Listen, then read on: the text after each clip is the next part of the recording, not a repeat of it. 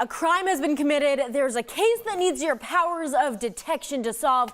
Grab your handy-dandy notebook or your clue book in my case here. And let's get to questioning here, everybody. From Adams Mystery Playhouse, Denver's best and only full-time murder mystery dinner theater, we have Marn Wills Quayer and, a.k.a. Edna Lawrence, excuse me. And then we have James Iago Young, a.k.a. Detective Major Hottie. Guys, thank you so much for being here. Hey, thank you. Yeah, for having us on. Hey, yeah, so excited By to the be way, here. this is my real hair. I just want you to know assumed I wasn't gonna, you know, I totally assumed. All right, well, guys, let's get right into it here. First of all, Marn, I want to talk to you first here. What exactly happens at Adams Mystery Playhouse? What can we expect? Well, Danny, people come in. We're in an old mansion that was built in 1900, and it was a mortuary for 80 years. Wow. Our bar is a real coffin, never been used before, which is always good. That's good. Yes, thank goodness. Yeah, but people come in and they get to look at the mansion, and then they have dinner. Yeah. And lo and behold, here come some characters, and the characters create a story, and there's a murder in that story. Now, it's rated PG, so it's not real scary or anything. Okay, good. And no four-letter words or any of that kind of stuff. So it's good for families and corporate, anybody. Yeah, it's good for everybody. But soon on, the detective comes in, and the audience is helping solve the crime. Okay, I really like this. Okay, so Martin, tell us too, the case that we're working today is, of course, murder in Hollywood. Who are the players here that we're working with? Well, I play Edna Lawrence, and I'll tell you just who I am. This is me, darling. You know, I'm incredible. You are. So I play Edna Lawrence. And That's right. And then there's Detective Hottie, who comes in and tries to help you solve this mystery.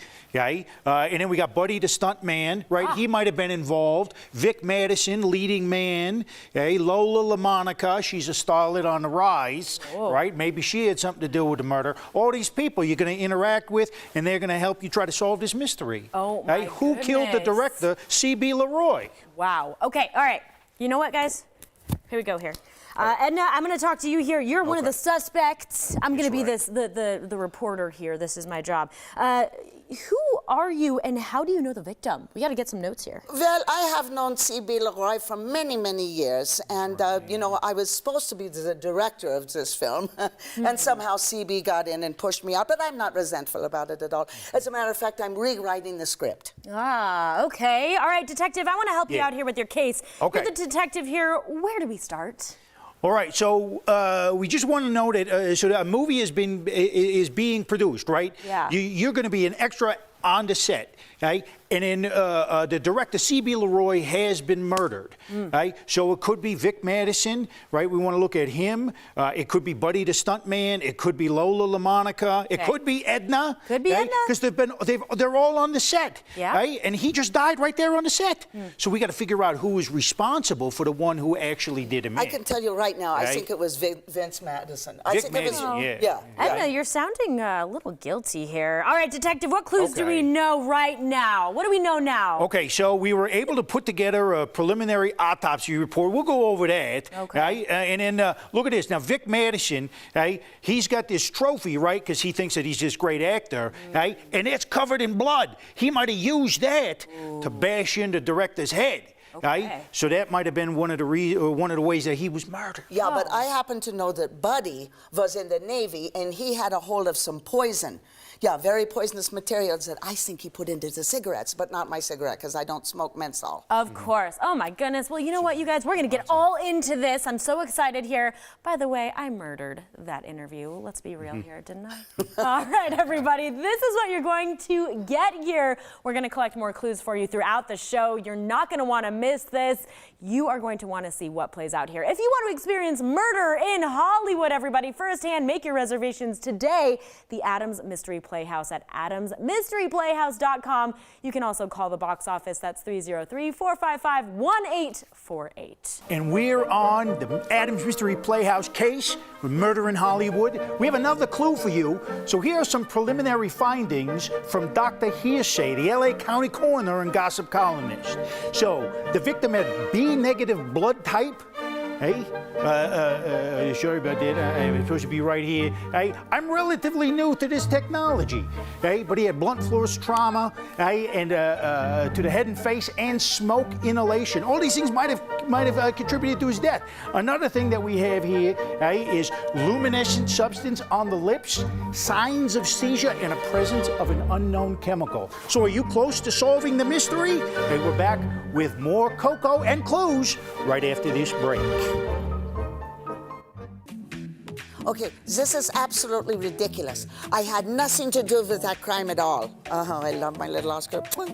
No, I did not do it, and I'll tell you where I was. I was out on rewriting the script when the murder took place, and I had to buy new glasses. And I'll tell you something else. I don't smoke menthol. C.B. Leroy smoked menthol. Hey, listen, we'll be back with Coco in just a minute. All right, guys, we're still on the Adams Mystery Playhouse case, Murder in Hollywood. So here's another clue for you here. This is a Western Union telegram here from Edna Lawrence, a Hollywood screenwriter. It says, we need to get rid of CB. Stop. I'm going to tell him. Stop. Hit the road, Jack. Hit the road, Jack. Money bags. I don't know. Pretty interesting here. We'll be back with more Coco after the break.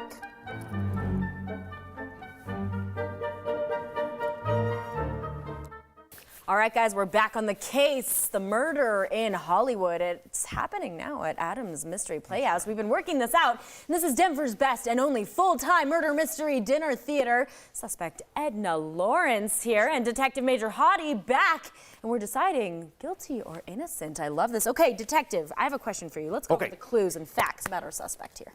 Okay, all right. So Edna, we know, was supposed to be the director of this production. Right. Okay? And she's very bitter that C.B. Leroy, the director who was murdered, pushed her out of the director chair. Okay? We also know that she smokes, and there was some poison on the director's cigarette. So maybe she poisoned that cigarette to make sure he would die so she could take over the production. That's where I'm leaning right now. This is ridiculous. I did not do that. Guilty or innocent, Detective? Right? What do we think? Well, I'm thinking that you might be guilty. Right? But to find out for sure, you got to make sure you come to Adams Mystery Playhouse. That's true, yes. Okay, so Edna, what do you have to say for yourself? Well, I have perfect alibi. I wasn't there. I love C.B. Leroy, and this is a mockery of justice. All right, scene. I love it. You guys are wonderful. Okay, Thank James. You. Hi. Great job. Thank you. We've gotten a taste, of course, here, but share more about Adams Mystery Playhouse. This is such a fun place for people to come, right? It really is. It's a wonderful experience. You can come as a small group.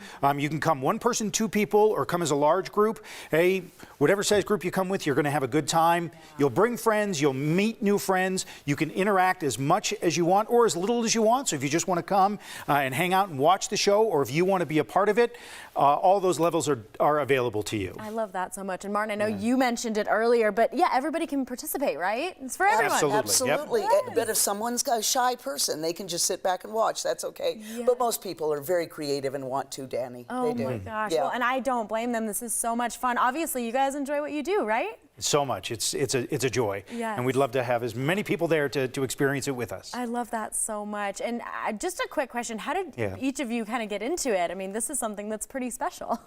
Oh, boy. Well, a long one, huh? Marn is one of the founders of our troupe. So this is really kind of her baby with her husband, Carlos. Yes. And then I was fortunate enough to be a part of the troupe after having my own acting training, and I hooked up with the troupe in 2008. Yes. Yeah. Actually, James brought his 6-year-old birthday party of his 2 little twins who were 6, and they're now 19? 20. 20.